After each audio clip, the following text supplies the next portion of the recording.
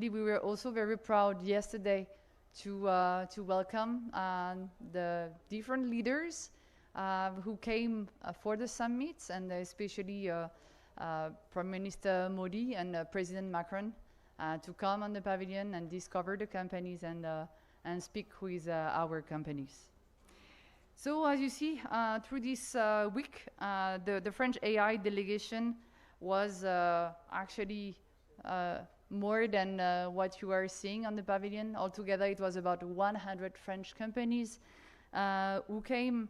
And actually, you can, when you will meet them, you can find in different sectors like quantum-ready photonics, secure edge AI, mobility system, cybersecurity, digital twin, and green tech. And actually, all of them brought, and they are all convinced and trust that AI is the next frontier. So now, just to share with you what is making this week very special. Actually, it's, with what I said, you can see that it was very intense, that's for sure. But it's not only intensity. Actually, as you will see, it's also a lot of results achieved. And results with real partnerships, real signature, and real commitments between our two countries. I will just name a few for the AI. Just maybe the first with Dacia Technology and GT Solved, where they signed a strategic partnership on Monday evening in Bangalore at the French consulate during the French AI night. And that really shows strengthening of Franco-Indian cooperation and engineering automation in intelligent design. A second one in a different sector between ExoTrail and Druva Space, where they signed a major contract in the space industry to deliver 14 satellite propulsion system along, which is also a very strong symbol of the cooperation between France and India in terms of space. Another signature between H Company and St. James Hospital. And a final one that I can mention is actually a partnership between North France Invest and the TIAB that are actually uniting all together, which will create new bridges between actually one of the most most dynamic industrial region and one of India's most powerful innovation ecosystem. So as you can see, when we see all these signatures, and I'm not just talking about AI, you can see that the dynamism between France and India is very strong. But now, actually, when you see all this, it wouldn't have been possible without the strength of our collective network. And Business France, the trade and investment agency, is really proud to collaborate, and we have collaborated very closely with different partners. With definitely La French Tech, and thank you, Julie, for the long-standing partnership supporting the French startup and for bringing all these startups here in India. With Numium, the leading French digital and tech association, helping the structure and mobilize the presence of French AI champions in India.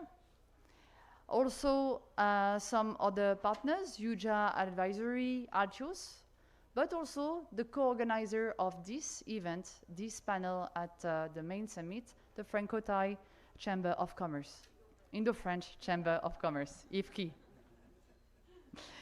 So I'm still in my so thank you to all of you.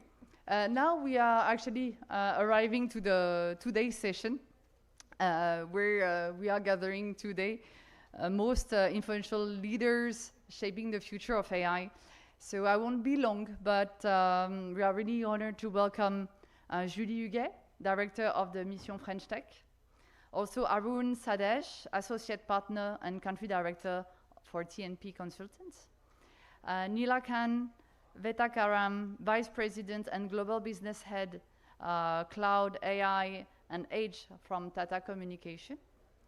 Valerian Guiez, Co-founder and CEO of Candela, Dr. David Sadek, VP Research, Technology and Innovation, Global CTO AI and Quantum Computing from Thales.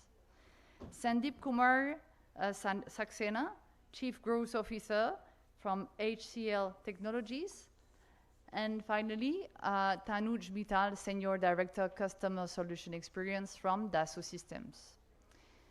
So we'll be really happy to hear your experience.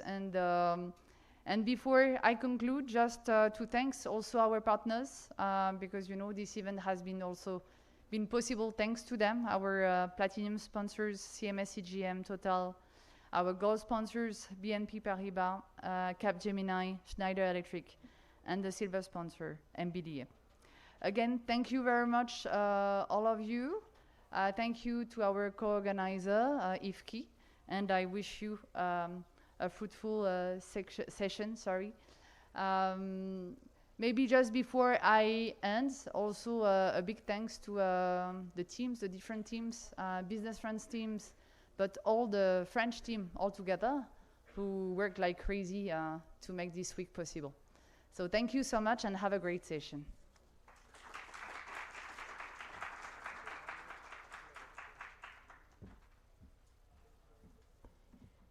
Thank you very much, Estelle. We now move forward to our keynote address.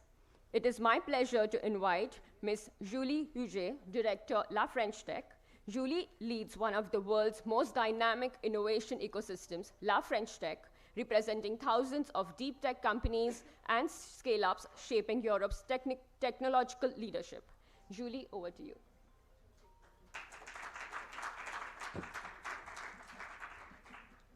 Thank you. Good morning, everyone. Namaskara. I'm Julie Huguet. I'm director of the French Tech Mission. So we support the growth of French startups in France and abroad. I'm truly delighted to discover the tech ecosystem here in India, a country that trains around 1.5 million engineers every year. I think it's the highest numbers in the world, so I'm very impressed. The AI Impact Summit is an opportunity to create more bridges between France and India. And exactly 1 year ago, actually, we hosted the AI Summit in Paris. That moment helped us, helped our ecosystem to structure itself. It was the opportunity to attract investment, to unlock talent, to accelerate the creation of our French startups. Today, the French tech ecosystem is strong and ambitious. According to Deal Room, the top 3 AI ecosystems globally are now San Francisco, New York, and Paris. We are very proud of it, and we are really sure that the AI Summit helped us to build this strong ecosystem. Across France, AI is becoming a pillar of our industrial transformation. We already have major European leaders such as Mistral AI or Edge Company. And I'm convinced that the AI Impact Summit here in Delhi would be as valuable for India as it was for us. For the French Tech, this week in India was, of course, a great opportunity to showcase French innovation, but it was also an opportunity to deepen our partnership with India. Beyond business, I'm truly convinced that we share common values, trustworthy, low environmental footprint, positive impact for humanity.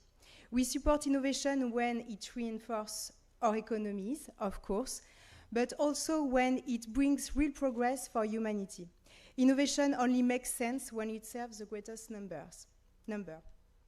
And to give you a concrete example, the French President Macron announced yesterday that Edge Company and St. John's Hospital in Bangalore have started a collaboration to make hospital more efficient and to contribute to save thousands of lives. In healthcare, in agriculture, climate, and many other sectors, Franco-Indian partnerships are key for innovation with real impact.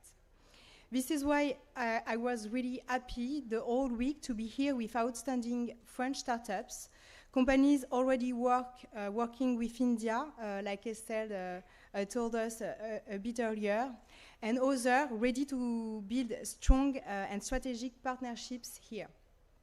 And maybe I will introduce a few of them. Agrico is transforming agriculture through digital tools that connect farmers directly to markets. WhatLab Genomics uses artificial intelligence to accelerate gene therapy development. Candela is building scalable quantum technologies that will shape the future of computing. And Edge Company develops advanced AI agents capable of computer use to perform complex tasks autonomously, just like a human would. For these innovations to become global leader, international development is key. And we all know that the world is changing. Economic alliances are evolving. We see it with Canada, Latin America, Gulf countries, and obviously here in India. Today, India represents scale, 1.4 billion people, 200,000 startups. It's huge. France represents deep tech excellence, scientific force, industrial capability. And I think this complementary is powerful. In France, we like to schedule meetings weeks in advance. In India, we learn to be a bit more flexible. And honestly, innovation also requires agility and perhaps a bit of Indian wisdom. That's what we learned as well this week. And it was, like Estelle said, a very important week for the startups who came with us. So I wish you all a good session and a great day. And thank you for being here with us this morning. And Dhanyavad.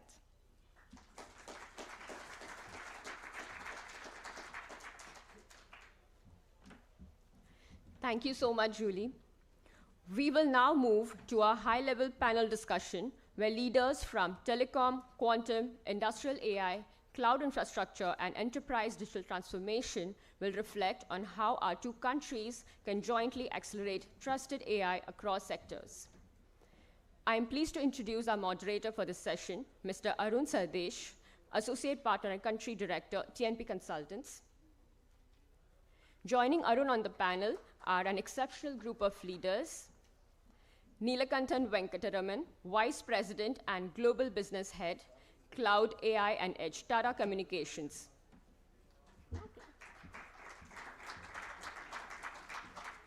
Valerian Guies, co-founder and COO, Quandela. Dr. David Sadek, Vice President, Research, Technology and Innovation, Global CTO, AI and Quantum Computing, Thales. Mr. Sandeep Kumar Saxena, Chief Growth Officer, HCL Technologies.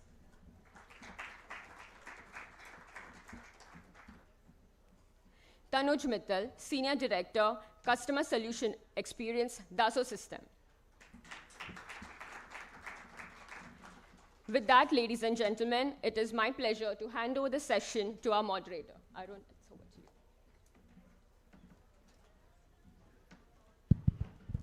you. Thank you, Saloni.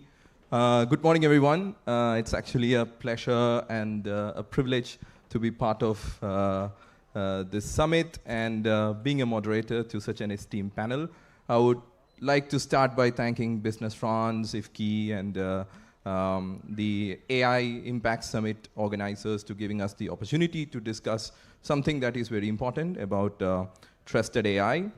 So maybe I'll start with actually what happened here yesterday. Our Prime Minister talked about human Manav is the concept that he introduced. Our French President talk about scaling, and he used UPI, the Indian payment system, as a good example of scale.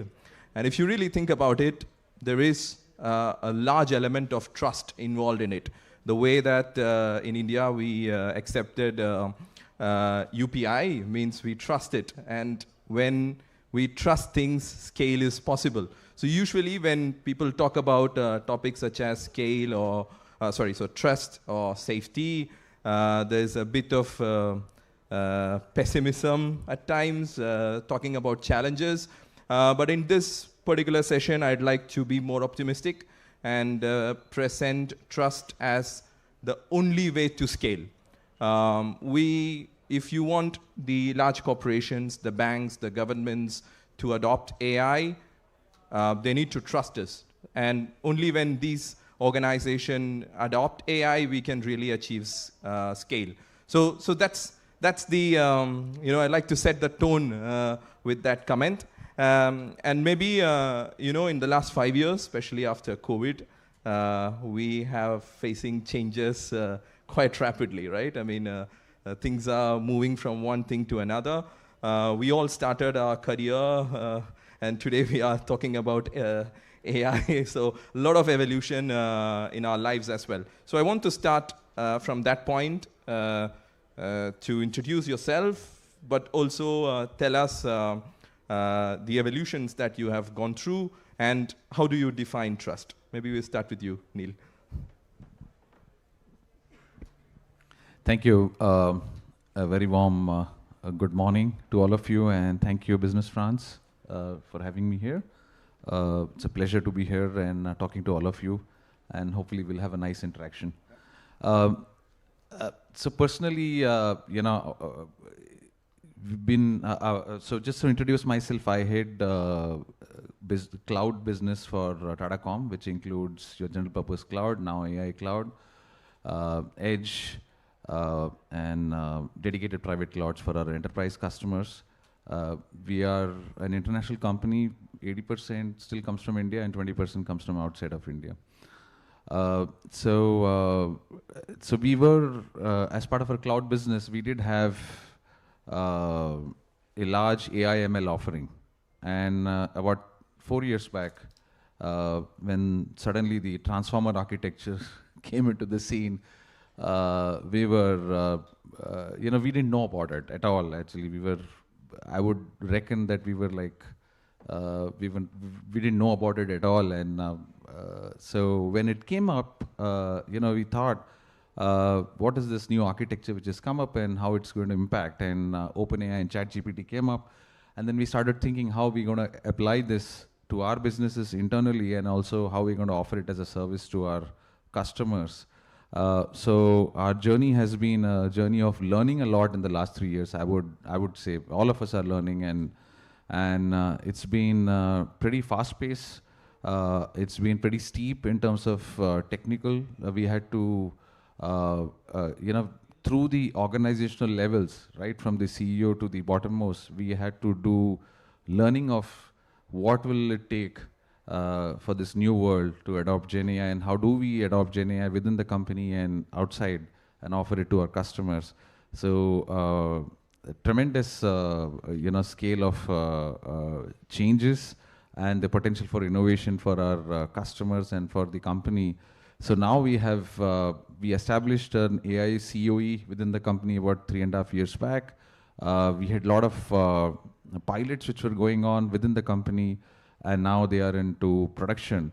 And similarly for our customers and enterprise world and beyond enterprise, government and institutions which work very closely with government, who work on citizen scale projects, all of us have seen that, right? So truly in the last 5 years, it's moved from, I would say, POCs and pilots to now production. And production at an entry level, I would say scale is yet to be achieved. It's production to say that, okay, there is a return on investment in the enterprise context, and there is reasonable outcome for citizen scale projects. And therefore, we should start putting it into production and then, of course, scale it. And scaling means that trust has to be put on steroids. So let me talk about trust now. So I would, describe trust as something which is, in a very simple word, I have your back and I will not fail you. Right? That's trust. Beyond that, there's nothing. So when we deploy these systems, the stack, and then when we deploy the use cases and the applications, inherently trust has to be foundational element. It cannot be a bolt-on on top of what we have built. So it has to be built at every layer. And trust has also evolved within AI system in the last 5 years. It started off by, because it was an POC pilot, so you're not really exposing it to the end users in a big way. It was in a closed group, user group, and therefore it was more of good to have. But now it's moved to foundational, it's more architectural in nature, right? Every element of the architecture needs to have trust built in. And from a regulatory point of view also, trust has also evolved, right? So earlier, it was all about, okay, a soft guidance on trust, saying that you need to be, ethical, you need to have transparency, but now it's baked into the regulatory policies and requirements, whether it is the DPDP, which has been operationalized in India, or the EU AI Act, which is already operational. So now it is in black and white. And from a technology point of view, as I said, trust is foundational, it is architectural, whether you have explainability built in terms of the outcomes, whether the behavior of the systems is predictable, it is explainable, you should be able to explain, it should be auditable, the data which is fed into the models and trained, and the inferencing happens, and the data and the outcomes which happen, you need to have a very clear data lineage, you need to have end-to-end governance, and we talked about edge computing, I think we talked about edge, so you need to have governance, end-to-end governance. We talked about billions of devices which could be inferencing at scale, and therefore whatever happens in the cloud and what happens at the edge, you need to be able to, the entire workflow and the process has to have end-to-end visibility in terms of the governance. And finally, resiliency is also trust. It should not be broken. So from Tata Communications point of view, when we talk about it, trust being the bedrock and foundational element of AI, and therefore it will scale while you put it to production, we meant at every scale, at the infra level, we build in some of the trust components, including zero trust networking, because networking is the invisible layer which carries data across AI platforms. To the the software layer and the platform layer, we have advanced guardrailing technology, data lineage, data governance models, and the entire end-to-end data pipelining and management. So I'll just hand it back to you. Yeah, thanks. Long answer. Sorry for that. No, not at all. It's very important, and for us, Tata is synonymous to trust. So I have to mention that. So Valéon, being a French company, I know about Quantela. But what do you like to talk about Quantela, your evolution, and how do you define trust in a quantum computing perspective? Thank you very much. So maybe I will just introduce a little bit Candela. It's a startup coming from the CNRS lab. We use CNRS technology to build photonic quantum computers. Actually, we are a full stack company developing software and hardware. And now actually we partner with industries like Thales to move quantum from the lab to industry, to the real world, and to deploy systems. And basically, as a CEO, trust is a key, is a pillar in our roadmap, because actually we need to build reliable systems, we need to demonstrate compliance, security, in order to demonstrate scaling. That's very important for us. So for me, when you asked about what means trust with my vision, and I'm an engineer, basically, it's easy. First, trust, it's traceability. Traceability because we need to trace the systems, the models, the data that we use for AI, even for quantum. We use quantum artificial intelligence, we develop quantum machine learning, and for all of this, it's important to trace the results and to get reproducible runs. Second thing will be predictability. Predictability, it's you need to know basically where are the limits of the models and where are the failures as well. And this is also why it's important to investigate this. Verifiability, the third one, because we need to benchmark the performance. Actually, now we are at this step. At Candela, we released a framework which is called Merlin for machine learning. It's used to benchmark applications and performance on quantum computers and using AI technique and run stress tests on the applications. Fourth, security, and the fifth pillar, which is accountability as well. How to make sure that we have a clear ownership along the value chain of AI on quantum computing between hardware provider, software provider, certificate providers. We need to have clear ownership about everything. And with this, all together, we will be able to work in trust. We will be able to build the trust for the end users, and we will be able to scale. That's for me. Thank you, Valerian. And Dr. David, you are in charge of AI and quantum computing at Thales. Both evolving topics. How do you see this? And what is trust for you? You have multiple topics in hand.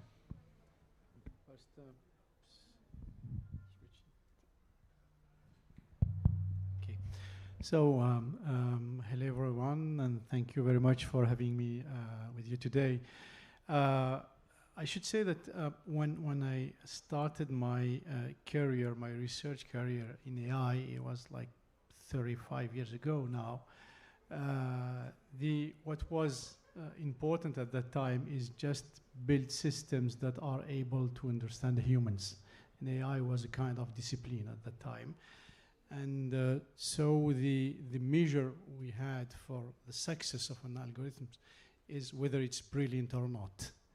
And at the time, I was with a company called France Telecom, which is a telecommunication company, which became Orange since then, big international company also.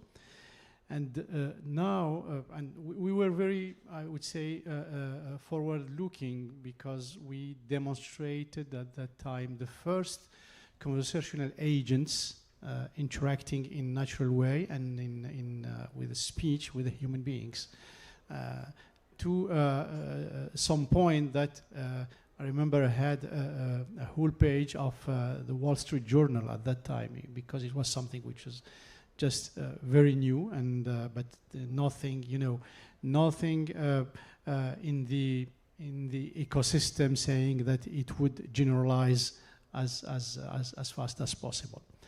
Well, since then, today I work for a company called Thales, which enables at least one aircraft out of two, I would say, in the world to land or to take off. It's a company which also empower and augment soldiers on a battlefield. It's a company which secures hundreds of millions of identities of people. So the notion of trust is really at the core of what we are doing. You cannot say, usually you say, when Netflix recommends you a movie you don't like, so just pick up another one and life continues. Now, if you have AI on board an aircraft, you cannot say, okay, the aircraft will approximately land. It has to land, okay? The question I ask today is whether I can put my family in an aircraft which is running AI. If the answer is not immediately yes, so I go back to work, okay? And to make this very tangible and very rigorous, at Thales, we actually set up a very clear strategy on trustworthy AI several years ago, which relies on 4 major pillars. The first pillar is the validity of the systems, which means that we need to prove that a system did what is meant to do, no more, no less. Okay, so this is the very basis of safety. Maybe you know this, but in aeronautics, for example, to be able to embark a software or hardware component, you should prove that the probability of incident per hour of flight is less than 10 power minus 9, which means 0.801. It's very small, and you have to prove this formally. Okay, this is the very basis of safety. The second pillar is security of the system. Security is the guarantee of resilience to any kind of malevolent behavior, and especially to cyber attacks. And at Thales, we have a team doing what we call friendly hacking, which actually friendly attacks our own algorithms to identify their breaches, their vulnerabilities, and to propose countermeasures. And by the way, this team won a challenge from our MOD, French MOD, 2 years ago, because the team succeeded in retrieving sensitive data which were used to train the system.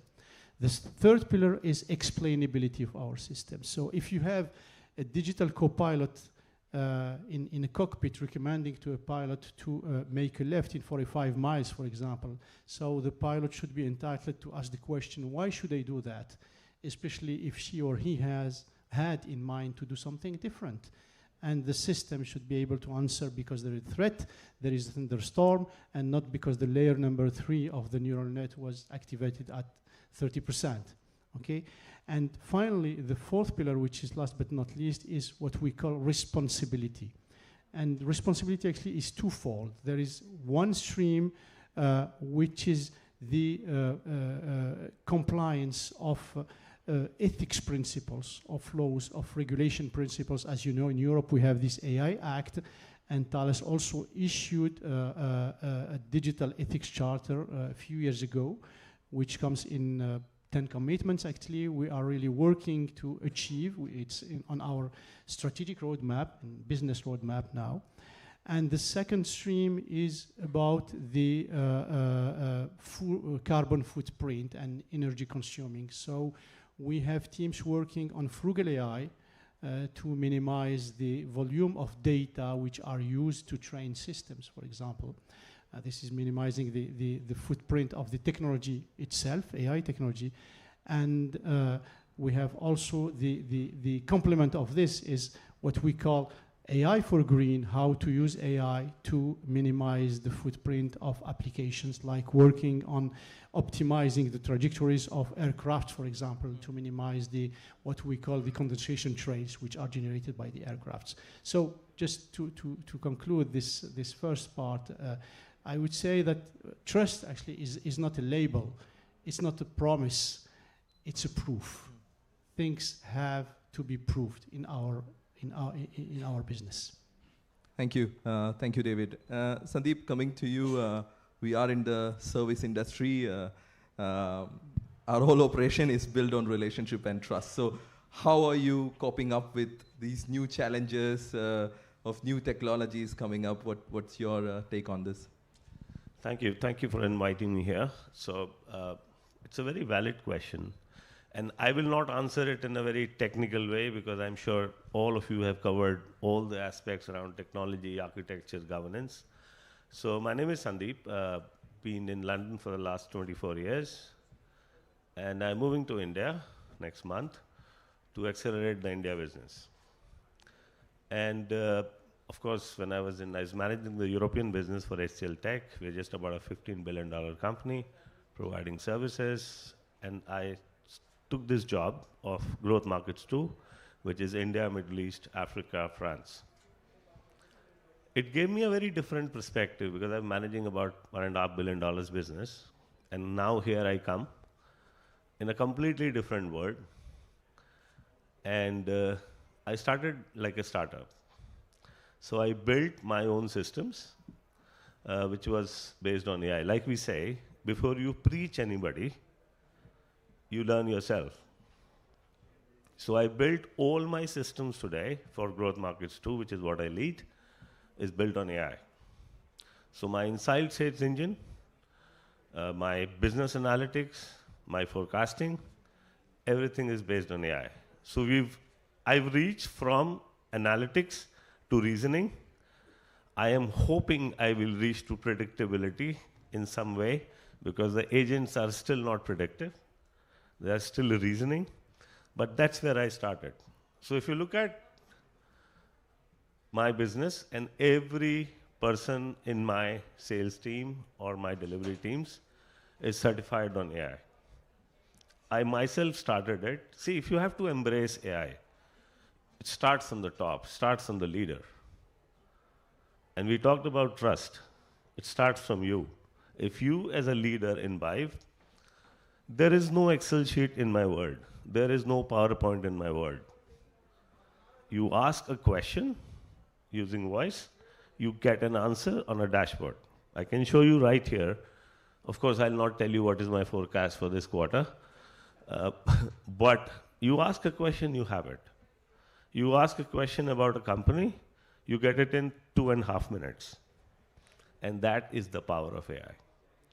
We were having, earlier, a lot of people trying to dig data from here, from there. It doesn't exist. It is 2.5 minutes. You ask for, the market approach or anything that you want to do. So in my view, imbibe yourself. It is an iterative process. You do not build trust just like that. You build it over a period of time. You have to be patient. You have to learn. You have to make somebody learn. And that is the learning process that continues over a period of time. And then you build trust. So my advice to anybody, and the reason I moved to India is very exciting. It's a land of opportunity, saying coming home. And you are in NCR, which is, we call it Delhi. It is the home of HCL Tech. So we have a very unique proposition or advantage in India or globally, which is we have what we call as AI products. Very proudly, it is made in India, for India and for the world, which is HCL Software. We have expertise of our global services, working with a lot of customers across the globe. So what it gave me an opportunity is to bring AI products, services together into what I call as AI solutions. So in this AI Impact Summit, we've launched 7 solutions, which is not just for enterprises, it is for citizens, it is for the governments as well. More than welcome, Hall 4, 4.5, please, if you have not visited, go and visit what we are talking about. So these are the solutions which will make, it will help us protect ourselves, fraud detection system, compliance system, training system, skilling system, not just enterprises. So to me, AI is about people, progress, and planet. Thank you. Thank you. Thank you, Sandeep. And coming to you, Tanuj, Dassault is such a flag bearer of French innovation. How do you see this whole evolution, and what is trust means at Dassault? Thank you, Arun, and good morning, everyone. I represent Dassault Systems, which champions the cause of industrial AI platforms. Now, to this point of trust, the definition, the expectation itself has evolved, I would say, over the last several years. 5 years back, for example, AI was still in silos, and the definition of trust was mostly centered around the accuracy of the output. So you have a model, you feed data, you put a query. If the results are near to your expectation, you are happy. But that is no more the situation because of widespread understanding of AI as a topic and adoption as well. Now there are new dimensions which got added to make it trustworthy. And quite a few points which I wanted to highlight is already covered with my fellow panelists, but for the sake of clarity and at the cost of repetition, I will say it again. The first one is, of course, the lineage of the data. So the AI platform, the industrial AI platform, needs to ensure by design that the data which is being leveraged to solve a problem is ethical. It has traceability. There is no mischievous data which is being leveraged. That done, when the output comes, it is credible and it is trustworthy by the people who are going to use it. The second point which I wanted to highlight is about people in the loop. We still have to go a long way where we trust a totally automated system without human intervention. We still like to have, at least at the governance level, people in the loop who will ensure that the processing, the output given by the machines is indeed in line with the objective for which it was created. 100% trust only on machines is still a little far.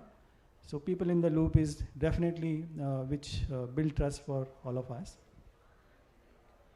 Another aspect, and particularly in an industrial AI perspective, is to simulate the result of a AI model in a real world environment. For example, when you design a car, you design a car in context. The car has to run on roads, and the condition of roads changes from place to place. And if you really need to trust a car which was, for example, developed elsewhere in the world but being used in India, people will trust if that car at least is tested in the real world environment of India as a context. You have virtual twins of not only the product now. For Dassault system, you also have virtual twins of the environment. So you can simulate how that car will behave when it actually gets on road in Indian conditions. That builds trust. Another example is what kind of checks and balances which are there in the model itself, that it does not let you make mistake, whether the mistake is unintentional or whether it is deliberate. What kind of compliance you have already built in the model. If that is robust, the chances of getting a wrong output or a broken system is far lesser, and that builds trust. And the last one point which I wanted to highlight, AI applications, unless it is end-to-end, from conceptualization to decommissioning. If it is still in silos, the overall output is less trustworthy as compared to, imagine a situation where right from conception up to decommissioning, you have been able to simulate the whole process multiple times again, prove it, streamline it, and then launch it. That builds a lot of trust for the people who are actually going to build that system in the physical world and the consequent people who are going to use it. So these are some of my views. Arun, back to you. Thank you, Tanuj. I think we have some more time, but I'm glad that a lot of you guys, all of you, in fact, went through the use case examples as well, which is very important. So if you look at this panel itself, we have the deep strength of French innovation, French technology, and two stalwarts of Indian scale and speed in a way. So I just maybe quickly want everybody's point of view on what is the mindset change that you're looking for to build trust and the the democratization of AI at scale. So what is the mindset that you're looking for? A change of mindset, Neela, quickly. I think I would say that the mindset change which we have to move towards is a mindset of an ecosystem. Because we can't do it all. For example, we partner with Thales on many of the security components which we provide as part of a solution. So it's an ecosystem play, and we need to work very closely to make sure the trust is not broken and the trust architecture is maintained across the ecosystem. Yeah. Valerio? I think it's, on my side, priority should be to break the walls between quantum and AI and build a huge community. And also this is why at Candela we released Merlin, which is a framework which aims to do that. Because that's the point. Trust comes from benchmarking and reproducibility, not from one-off chart. And Merlin has been released with one very pragmatic first mission, establish trust between AI community, AI developers using quantum computers that are brand new technology which is now available. And we actually published some reproductions of papers. We were here to show quantum machine learning results in a controlled environment, and we are turning scattered claims into shared baseline and to build a community and invite people to use them. So yeah, my main topic is let's break the walls and let's share about what we learn in order to establish trust all together and build a common baseline, especially between France and India. In France, we can develop the technologies. In India, we can scale the technologies. So we have an ecosystem and community. What's your take, David?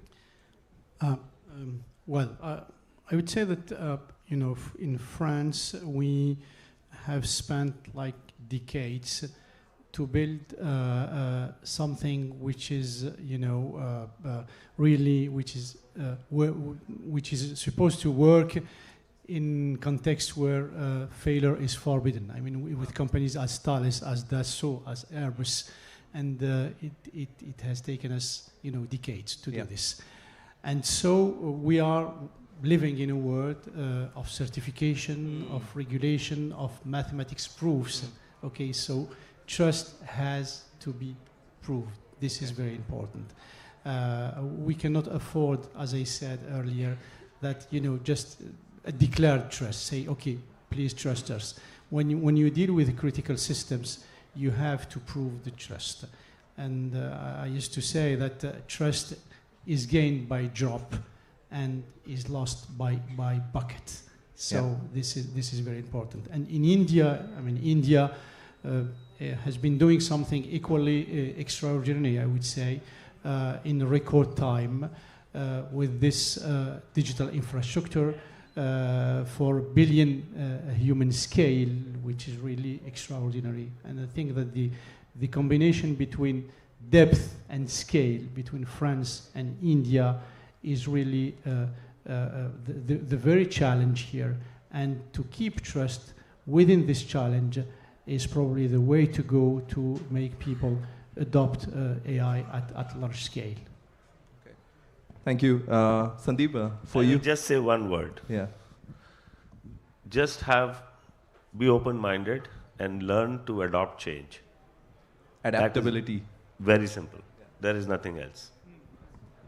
And you, Tanuj? Yeah, quickly, the scale is directly proportional to the trust we built in the system, for sure. Yeah. And I'll build on the example you gave initially and our Prime Minister also quoted. UPI, when it was launched in 2016, last year in December, it clocked some 21 billion transactions, translating to some 30 lakh crore worth of money transacted with each other. And today, UPI is being used even by the most digitally illiterate person in India. He doesn't hesitate, to put his trust in a system with his money. So if you build the trust, then the scale comes automatically, is what I'm saying. Thank you, gentlemen. I think we are almost finished our time. Thank you very much. I encourage you to come meet with the speakers, and thank you very much for your time. Thank you once again to our moderator and to all our distinguished panelists. I would now invite all the speakers to please remain on stage for a brief momentum presented by Mr. Marc Vial-Montpellier and for a group photo. Ladies and gentlemen, please join me in applauding our speakers as we take this moment together.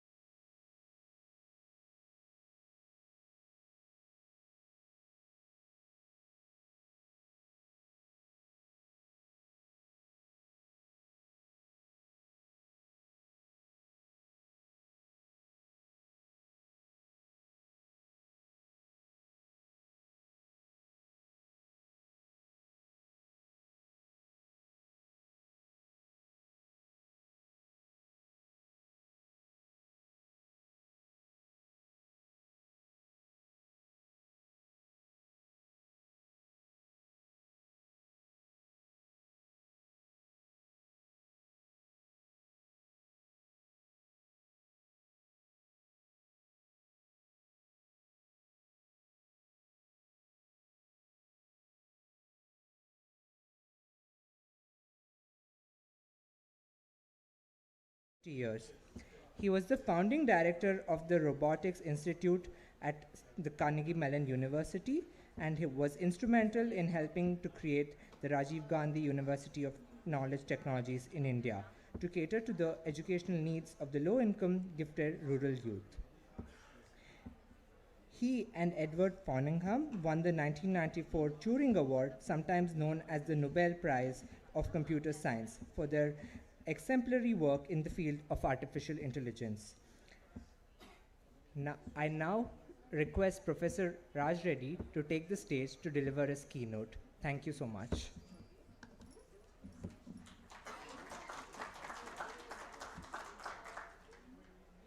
Good morning. I don't want to hold up the panel, which is more interesting and important. I just want to share some thoughts about the role of AI in India, primarily.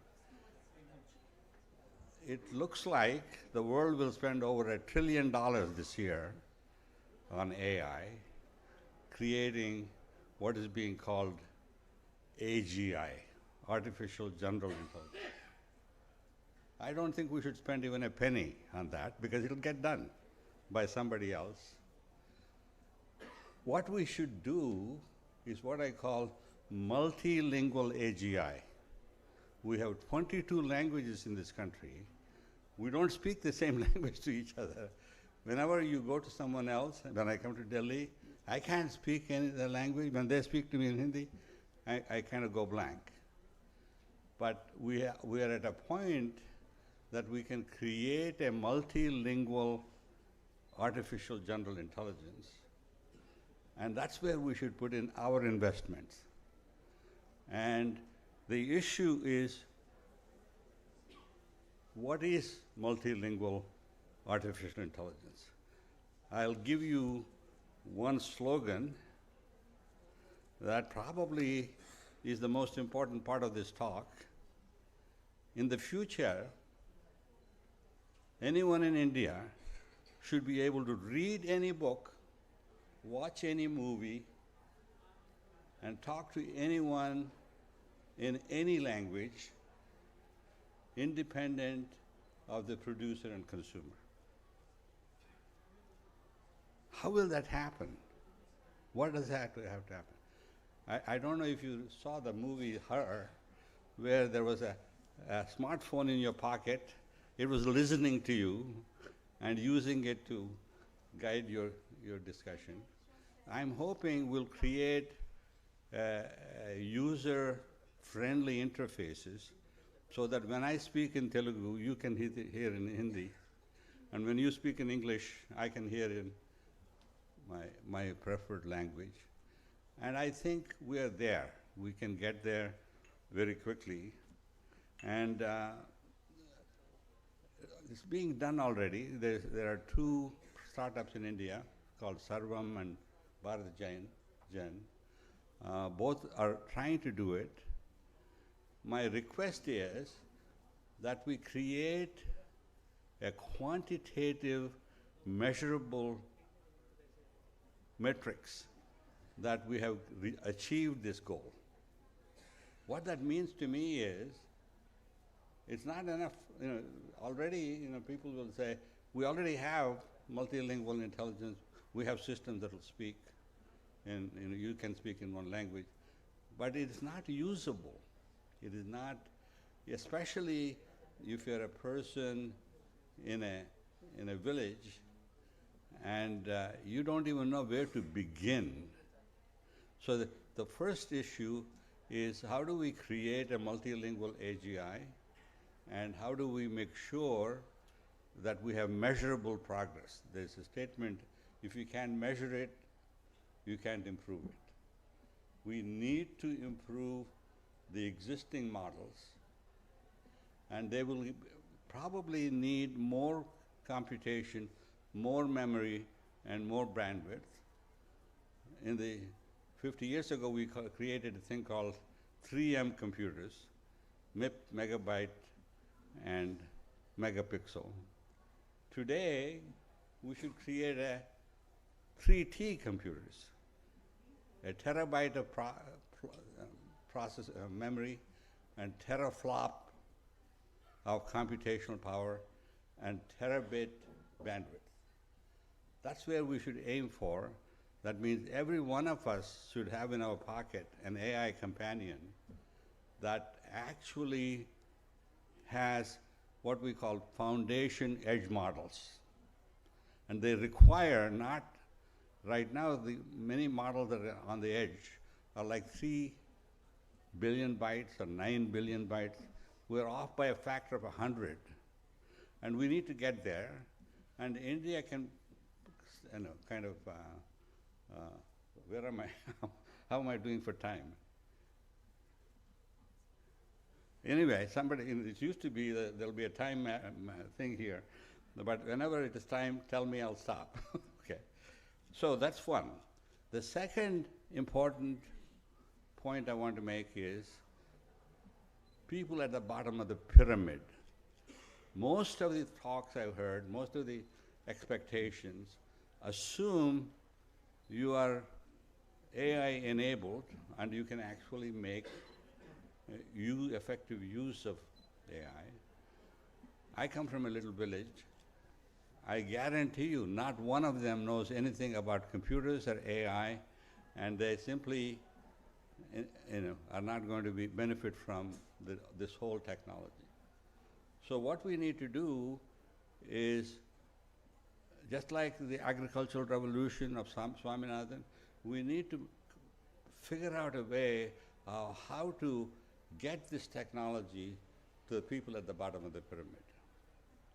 Again, I'm sure you'll find, I'll be happy to talk about any of this for much longer, but we only have a short time. Then in order to do both of these things, I said we need a teraflop, terabyte systems. And what we need are personal sovereign edge models.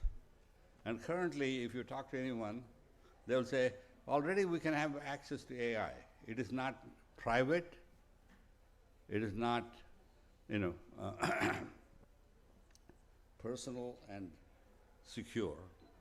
We need systems because they're always going to the cloud to access the AI models.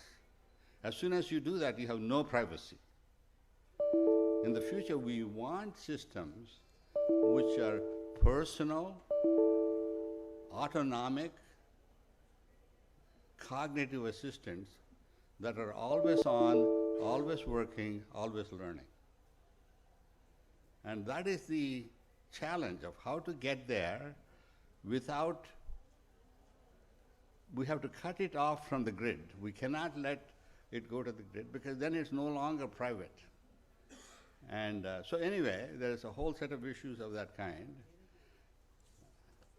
How much time do we have? Anyway, somebody tell me.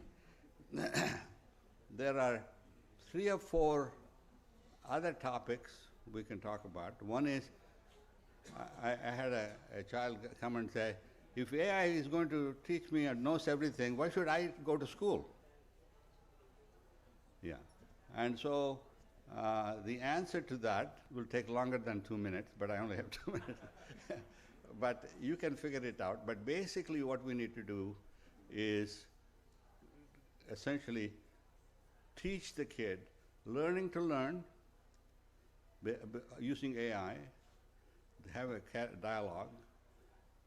Learning to think, you have to teach them critical thinking. Right now, most kids in India don't even open their mouth in classrooms. They're afraid. So we need to kind of get over that barrier, or let them talk and think and go through critical thinking and learning to do. You have to learn how to execute. With that, I'm going to stop, but I want to leave you with one other thing which you can figure out.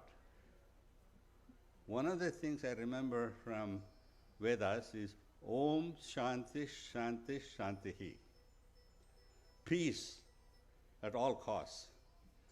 And if you listen to one of our keynote speakers, they said autonomous weapons are going to AI-based autonomous weapons are going to destroy the world or something. That's a risk. Why don't we have humane weapons? When a missile is going to hit a hospital or a school, it is easy with AI to discover that and deflect the missile. Why should we even kill the soldiers?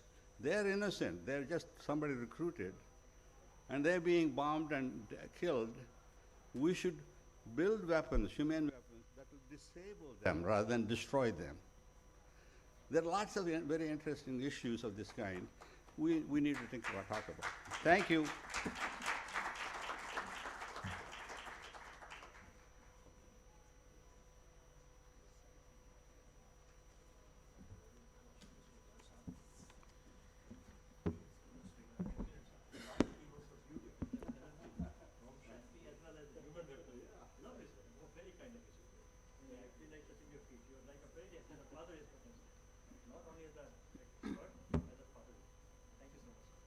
Namaskar.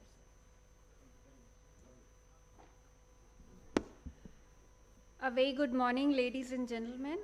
Our next session is a panel discussion on AI for science. The panel will be moderated by Professor Abhay Karandikar, Secretary, Department of Science and Technology, and he's also the chair for the AI for Science Working Group. I would now request the panelists to please come on the dais. Professor Karandikar. The other panelists for the session are Mr. Irakli Berids, Head of Center of AI and Robotics, UNICRI, Professor Antoine Petit, CEO and Chairman, CNRS France. We have Ms. Joelle Pino, Chief AI Officer, and we also have Mr. Amit Sheth, Founder, Indian AI Research Organization. A very warm welcome again to the panelists. I will, right, group photograph? Okay, I request all on the dais to please come forward for a group photograph. We'll have the photograph for you on your mementos.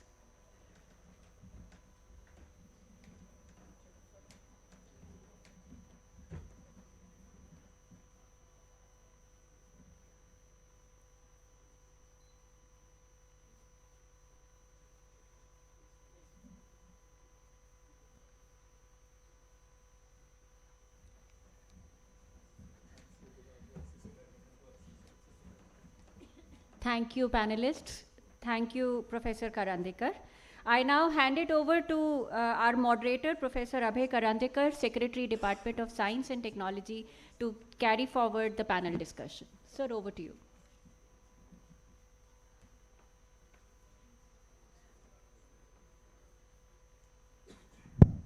Thank you.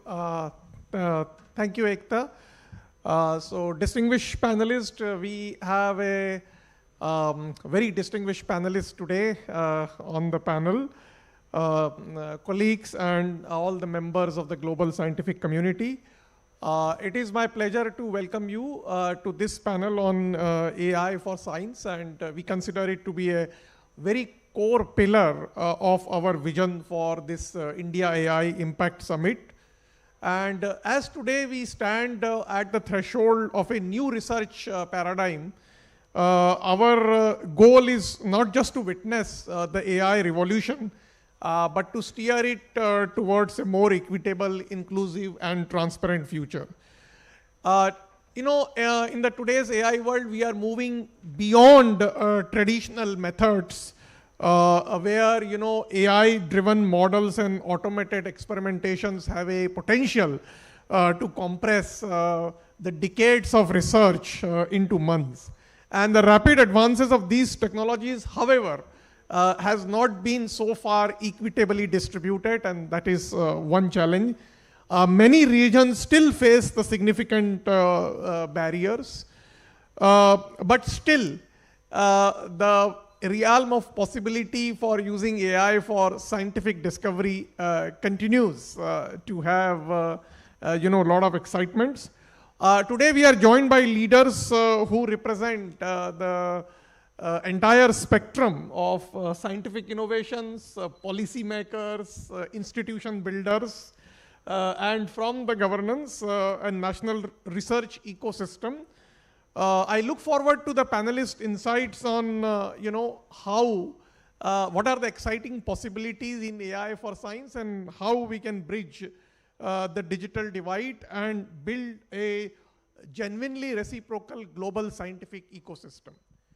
So with this, I think I will begin with, first few questions. I will request the panelists to answer. Of course, they are free to elaborate on any other things.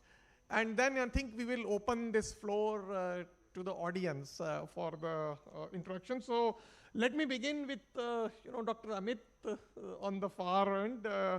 So Amit, you have been building, I think, IRO as a national style institution in India.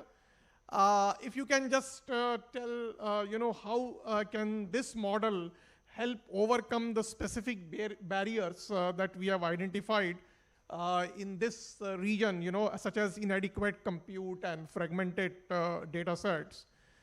And also, I would like you to elaborate how can we ensure that AI research which gets conducted in our Center of Excellence actually can reach the translational stage, addressing the real world challenges. So if you can just, take 5 to 7 minutes on this, and I think you can just Hello. Yeah. Thank you very much, Professor Karandikar. This is a perfect question for me to talk about. This is why I'm here. I moved from USA after 44 years here to address exactly the question you asked. I was on, 2 days ago, I was on another panel, and I asked this question to the audience. How, if I were to be the founder of DeepSeek, had all the funding that he had and has, can I find those 200, 250 engineers, AI engineers and researchers that he had access to build DeepSeek? Out of around 100 people in the audience, 3 people raised their hand saying, yeah, we may. Of those 3, 2 were students. So only one, mature person basically thought that we can have that. And I think that gives an answer of what we need to do. So India is well on its way, to grow many people who know something about the AI. And they will certainly have the ability, the skills necessary. Say, India has been big in IT services, and if whatever IT services need, they will be able to supply the AI skill set that people would have here. That will be adequate. But we have noticed that 2 members, very important members of IRO's board, are Ajay Chaudhary and Sharad Sharma, and they have extensively talked about or lamented that India has not been a product nation. We have not made any global products. Virtually, hardly, any global brands exist, have been developed in India. And for that, we need more than skills. We need people at high end of expertise. That means our own indigenous research capacity, our own ability to train innovators. A very good model has been that so we do bachelors here. Take an example of Arvind Srinivasan. He did IIT Madras. Then you go outside. He did his PhD in Berkeley. I did mine in Ohio State. And then he worked for companies, 3 companies, DeepMind, OpenAI, and Google. And then he did his company, but that also in US. We want that to be done here, right? So the same ecosystem in which he got trained after leaving India, we want to provide that in India, right? So, and there are, I think, a lot of things happening. As you know, there is a 40% decrease in Indians going to United States for studies. So, and that will continue for a while now, right? With most of you know of the reasons. So, first and foremost, IRO is developing an environment to create high-end talent of innovators. Secondly, and by the way, if you see IRO's founders are professors who have graduated nearly 200 top-end PhDs. Right? So we know how to create that. Secondly, we have created broad variety of collaborations with various universities, and we are starting to do that with industry, and we are creating a significant infrastructure to support IP creation, to licensing that, or to work with the corporates and startups to who will make the products. So the idea would be that we'll co-innovate, jointly work at IRO with the companies, or with the startups, with entrepreneur residents, and we have already lined up large amount of investors, angels, seed, as well as growth stage. They are all hungry for deep tech AI startups, and that we will provide comprehensive environment for us to take. Now, some of us also, founders have also done companies. Three of my four companies that I have done are AI companies, licensing the research I did in my university. Ramesh Jain has done more companies than I have, and he's also a co-founder. So we have the understanding of that entire pipeline it takes from lab to global products. And so this is what we are going to do for India. And this, who answered the question? Okay, yeah. Thank you. Thank you. Now let me just switch the gears and go to Professor Antony. He has been the chairman and CEO of CNRS France. Antony, I think CNRS, as you know, operates at a scale that most research organizations can only imagine. So two questions. What do you think, what structural shift the National Research and Funding Agency need to make to support the interoperable scientific ecosystem that can sustain AI research beyond just short-term pilots? And so the added question is that, is there a need to build an AI for science platform like as a mega science facility?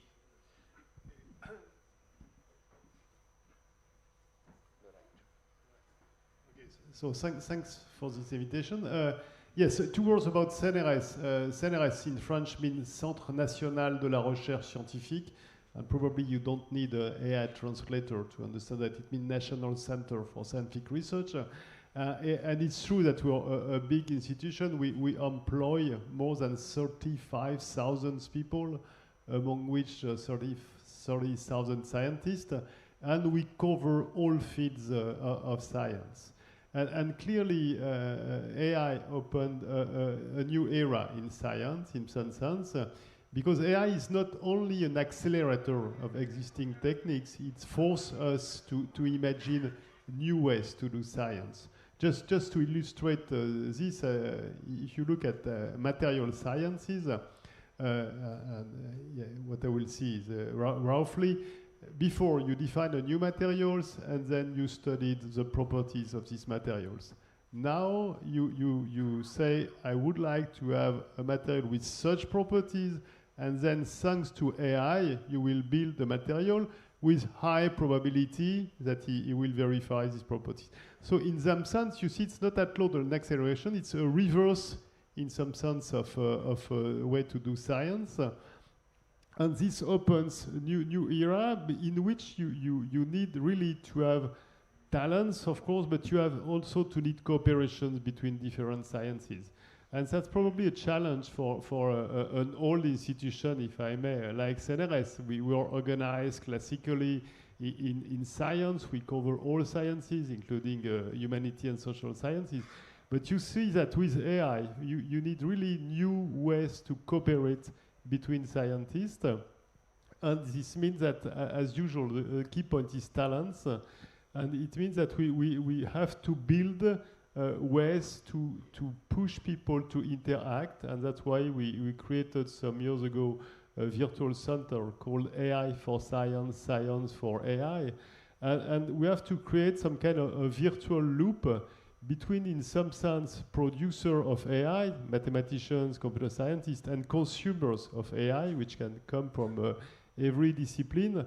But the trick is that this producer will not produce tools or software that will be simply used by consumers, but consumers, we have new, in some sense, new attempts for new ways to do research.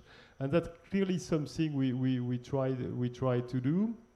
And of course, in addition, we need absolutely to have computer facility of the highest level, even if we also try, as a lot of people try to work to have more frugal AI, and in order to not have a carbon footprint which will stop to develop this AI.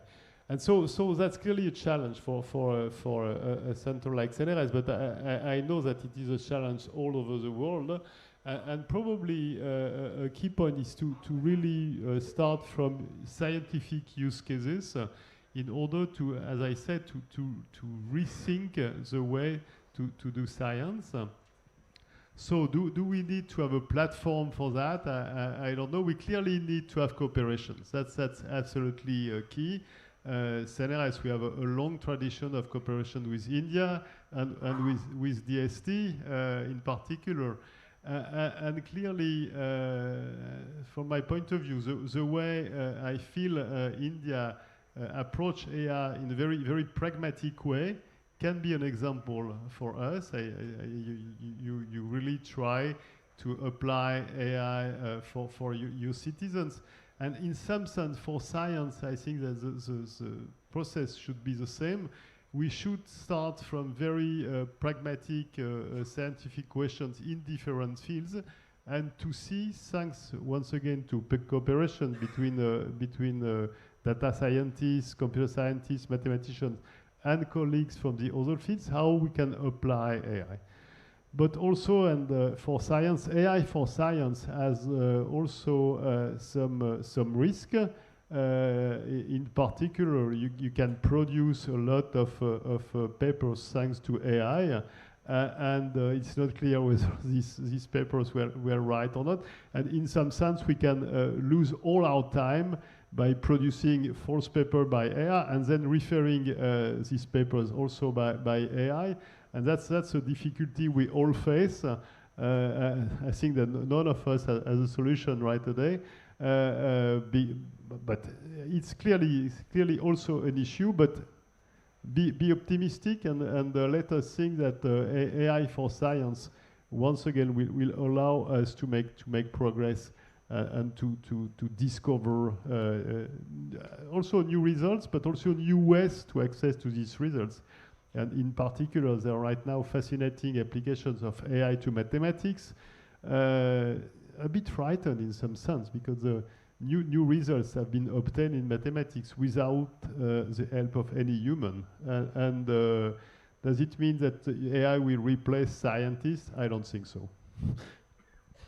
Okay, so do you think AI will replace scientists, or it will act as a co-scientist or a hybrid scientist? That for me. Yeah. So let me just introduce, I think, Professor Zoel Pino. So you have an academic background, and as well as you are now a chief AI officer, so you have worked in the industry as well. So just your take. Happy to share some thoughts, and happy to be on this panel to discuss this topic. A few things about my background. I am an academic member at MILA, the Quebec Institute of Artificial Intelligence at McGill University. I also spent a number of years supporting the AI research teams at Meta, the fundamental AI research teams, and most recently, Chief AI Officer at Cohere. This question of, are we going to create an AI scientist, a co-scientist, and so on, I would propose a different framing of that. And I really do see AI as a new scientific instrument.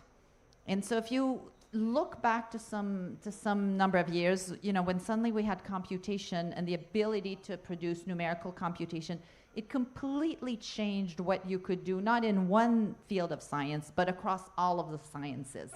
And so what we are seeing today is a change of that magnitude, where we have this new fantastic instrument that is going to change the trajectory, not of one discipline of science, but of the sciences as a whole.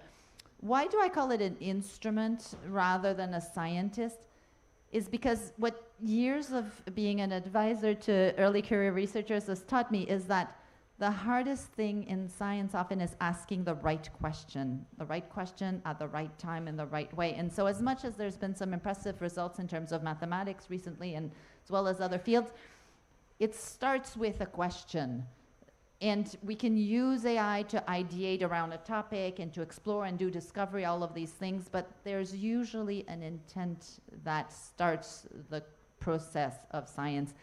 And at this stage, it's hard to imagine where that intent comes from, though the AI is able to carry more and more of the steps together. So I think, to me, that's the right framing, at least for the next few years. Both the sciences as well as AI is changing rapidly, so we may need to redo this panel on a regular basis, and the model might evolve. But I would say for this period of time, for me, that's really the most productive way to do it. As with any instrument, some instruments are extremely powerful, and some instruments, when used poorly, can pose risk. They can pose risk to the integrity of our scientific knowledge. They can pose risk in terms of carrying false information, and so on and so forth. And so that also gives us a framing for how to think about that without falling prey to unmaterialized fears about this technology, but actually using it from the point of view of how do we make the most of this to accelerate our scientific discovery process while making it, using it judiciously in light of some of those risks. I'll make this very concrete for you. I'll give you some examples. We've done some projects while I was at Meta on the field of AI chemistry, the ability to use AI to essentially produce new, in this case, new crystals. And when I talked to the research team doing the work, the feedback I got from them, many of which were experts in this field, was that in about 1 year of research, they were able to accomplish the equivalent of what would previously take them 20 years of research. So it's not that the research process completely dissolved. You still needed time, you need some investment, but the acceleration of the discovery process was phenomenal. And the way that this is done, very concretely, usually it involves taking an initial data set, so in this case, a number of existing crystals for which we know the properties, feeding this into a model, a generative model, that then you can use to rank the properties of new crystals. And in this particular case, once you've done the ranking, you take your top ranked candidates and you still need to run them through a wet lab to verify the properties. Your mathematical model has some imperfections, some approximations, some errors. But by having the ability to rank the candidate solutions, you cut down the search times drastically. In the old days, you had to list the list of possible solutions, and you had to test them one by one in the lab using your intuition of the order in which to test them. But now you have a ranking algorithm that tells you in what order to rank them. So for those of you who remember the web PageRank algorithm, where the search tree to find a website of interest was incredibly long, and all of a sudden you had a good ranking algorithm, it was a complete game changer in order to retrieve information. And now it's a complete game changer in terms of finding candidate solutions to problems in AI. And so this process that I described for this one case applies across all sorts of other areas, whether it's biology, whether it's mathematical theorems, and so on and so forth. So this is not like magic. There is like an organization to how you take the data, how you use it in a generative models, how you do the ranking, and then how you verify your solutions. And the verification process changes depending on what the domain is. In some cases, the better your model of the data, and we hear a lot about world models, the ability to predict the properties of the system means that you can accelerate further the discovery, you get better ranking, and you have to take fewer solutions to the lab. And so that's just to give you a sense of how to use it in practice to make this a little bit more concrete for people. Thank you. Now let me come to Dr. Irakli Paris. Irakli leads the United Nations regional crime and justice research institute Center for AI, where he manages one of the first sort of UN programs dedicated to AI. So, so Raghav, what is your take on this risk versus benefits? If you see that in your experience, this AI for science can potentially pose, and what even other speakers had raised. Thank you very much. Thank you for the question, and thanks the organizers for putting this together and inviting me to the panel. It's a really pleasure to share the panel with the distinguished speakers who spoke before me. I'll give some reflections what we are doing and how we're looking at the discoveries of the science, including the social science and other things, how it translates into the policy developments at some of the United Nations streams, and how we are working with that. So I'm leading a center for artificial intelligence and robotics for one of the UN agencies called UNICRI, and our mandate is anything related to crime prevention, criminal justice, rule of law, human rights, AI literacy. Now, the center itself opened in 2017 in The Hague, in the Netherlands, and we have a global mandate supporting law enforcement agencies all over the world to use AI and in a responsible way. We develop specialized toolkits and policy frameworks for that. We also support investigators to use AI to solve concrete crimes, and at the same time, we are assessing risks, how criminals and malicious actors can use artificial intelligence, and how we can support sort of global frameworks to ensure that AI is used in a beneficial way and risks are mitigated properly. So this is the type of framework what we're doing. A couple of questions now, sort of starting from the broad side, from the United Nations. Obviously, UN just approved a scientific advisory board. This is a extremely positive development, and just an hour ago there was a panel about science related to the AI governance and how it is so crucial to understand, and especially for the policymakers and sort of broader audience, what we are trying to actually govern. And what we are hoping is that the Scientific Advisory Board is going to do just that, and quoting Secretary General of the United Nations, who said that policy should be as smart as the technology it aims to guide, and it is so true. And right now there's quite a lot of sort of misconceptions and misconnects in that sense. Now, a little bit about the law enforcement and how how we are looking at it. There are a number of things, and there is a lot of aspects where it could be touched upon. Several years ago, when I started the center itself, and we started sort of our programs, especially on the responsible use of AI by law enforcement, most of the law enforcement agencies were not using AI. We're talking about back in, 2018, 19, or they didn't even know what were the tools, and we had sort of a really handful of examples here and there. And now, last summer, we conducted we conduct regular global meetings, AI for law enforcement, and this one was hosted in Brazil, and we had so many use cases that we didn't know actually sort of what to showcase, right? On the one hand, this is a really good development, so we have a law enforcement needs to use AI and it needs to solve problems, and right now without AI tools, the vast amount of data which exists there, it's cannot be interpreted and cannot be put in place, but at the same time it has to be done in a responsible way. So what we are doing is that we're developing specialized toolkits for responsible use of AI, and that involves the multi-stakeholder dialogues, and we bring scientists there, we bring law enforcement agencies, governments, and academia to put together those findings and frameworks so that this could be applied directly in the policy translation. So India is one of the pilot countries right now. We have 5 countries where this toolkit is being implemented, and this is India, Kazakhstan, Nigeria, Oman, and Brazil.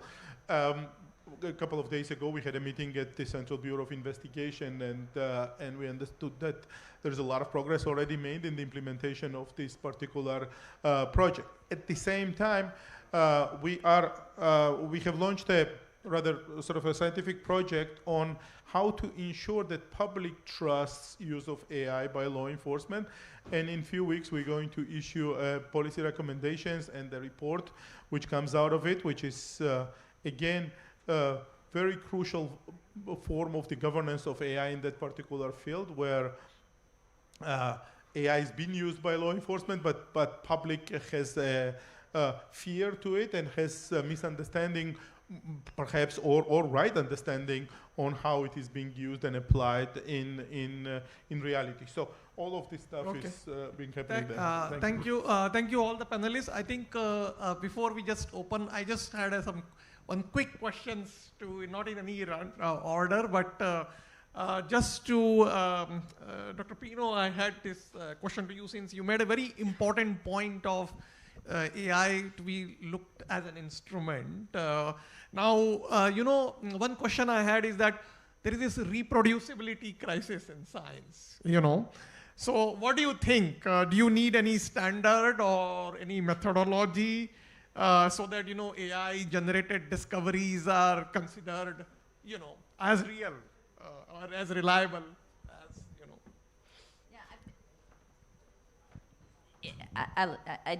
I do appreciate the question. I've been quite concerned about the reproducibility more generally in the field of AI for a number of years, studying it around 2018, and have published quite a few papers specifically on this topic of reproducibility. I'll keep it very, very short. I do think this is an issue. I do think AI can be an instrument to accelerate the reproducibility of scientific findings, because specifically in those cases, the question is already there. Often there's a candidate methodology, and so that means we can apply the wheels of AI in using reasoning methods and generative methods to accelerate reproducibility. We've looked at doing that and running reproducibility challenges. I've run an annual reproducibility challenge around some of the AI conferences, and so I think there's a lot of opportunity there to do that. I would emphasize there's two ingredients that are necessary, which often are associated with discussions of responsible use of AI. One of that is transparency. So to facilitate reproducibility, it helps to have the artifacts of the scientific process be publicly available. And the second one is evaluations. And so just to reproduce a method without being very specific about how you're going to specify the criteria can be difficult. So I think by spending some time on transparency and evaluation, we can really facilitate this process. Okay. Amit, your... Yeah, so I think we've gotten great things out, like productivity and other things that colleague from Cohere mentioned, about using very large models trained on arbitrary data. We plan to bring to India something very unique. From the very beginning, in fact, when I had a chance to talk to the Prime Minister, we said that we need to have India make its mark in a new form of AI. And in this case, I get the chance to perfectly explain what we are doing. We want to solve, instead of using a big model and use it as an instrument or partner, we are developing models that are very specific. We call it compact, custom, neurosymbolic models, such that we solve specific problem deeply. IRO has taken the topics of healthcare, sustainability and environmental science, and pharma as initial domains.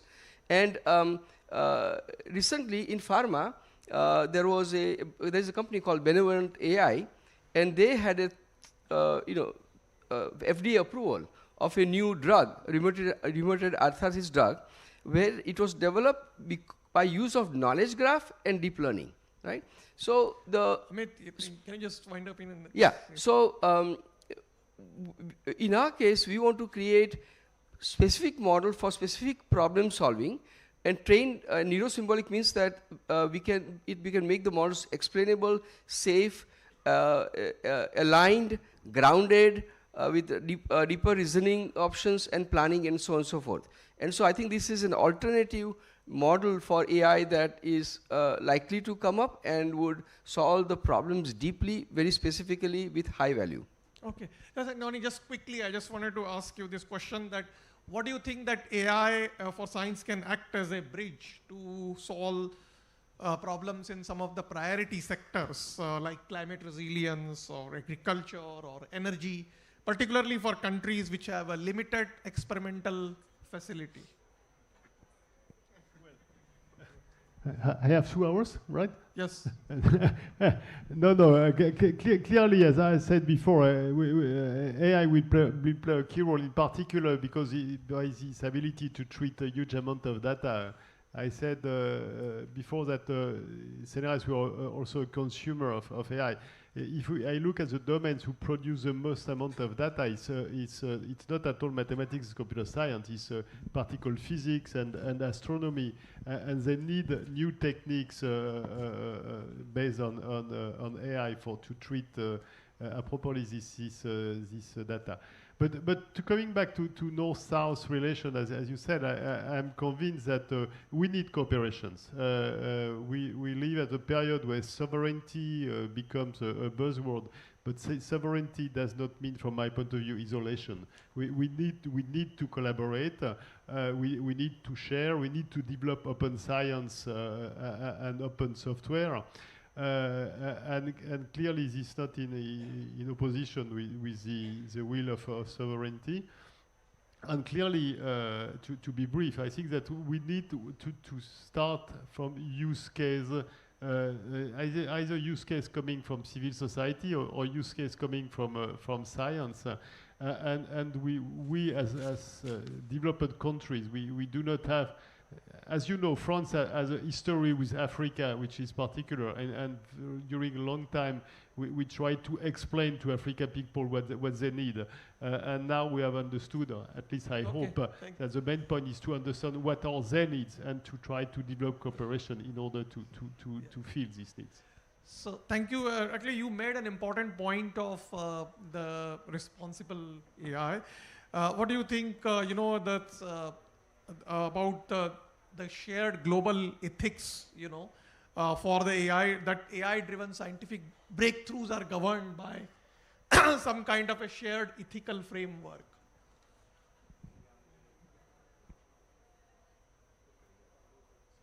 Okay, yes, thanks a lot. So there are many things happening at the moment in the world. On the one hand, we have the global digital divide, where a lot of countries are investing in the technology and advancing and including in education and scientific breakthroughs. And then you have quite a large portion of the world which is staying either behind or may have a potential to stay behind. For example, right now, only half of the world has either AI or digital strategies and have governmental spendings or allocations to that. Another half doesn't. So that digital divide is very dangerous, and there are numerous calls how to minimize that. And on the level of the United Nations, there are many type of streams there, but I don't think it's enough, and I think that a lot more has to be done.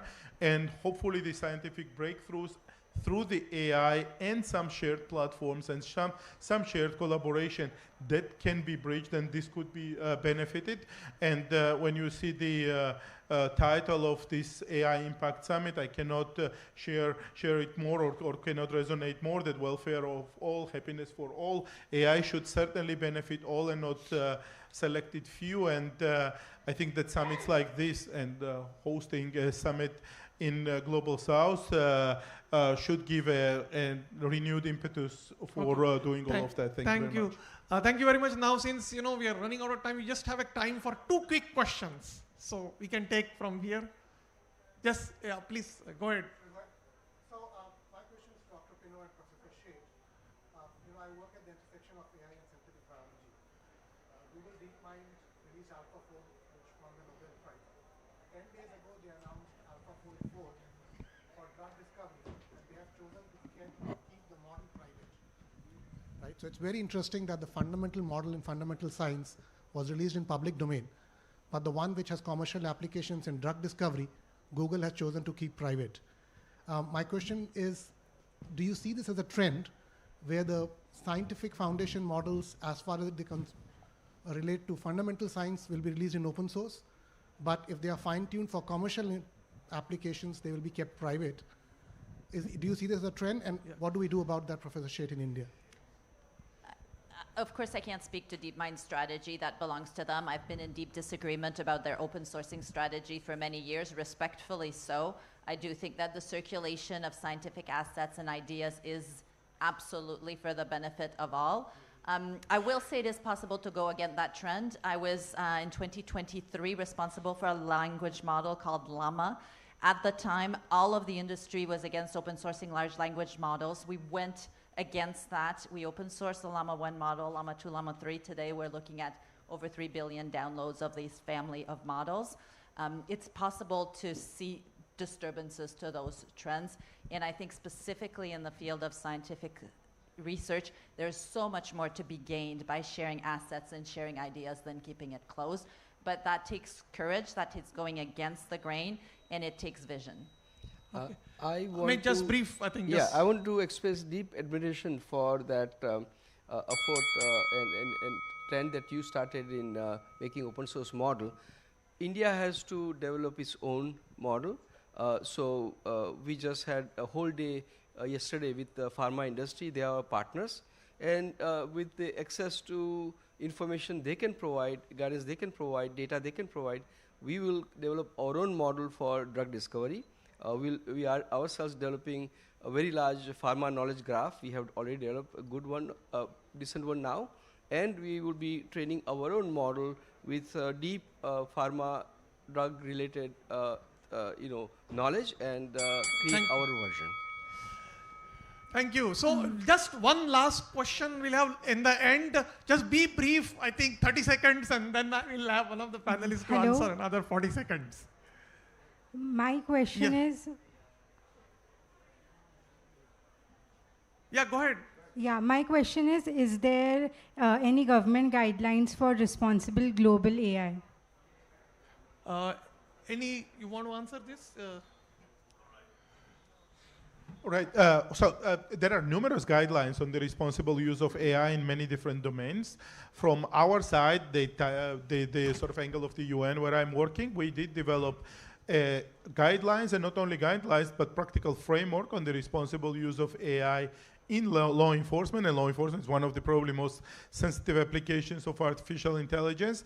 And that guidelines, or that toolkit, that practical framework is now unveiled, and it's working, and it's been tested in many countries. And as I mentioned it, India is one of the first countries which is implementing it, and it's very admirable. Thank you. So thank you very much. With this, I think we are time up, and we have to close the session. I would like to thank all the panelists. Thank you. Thank you all. I just would like to give away the mementos for the panel discussion.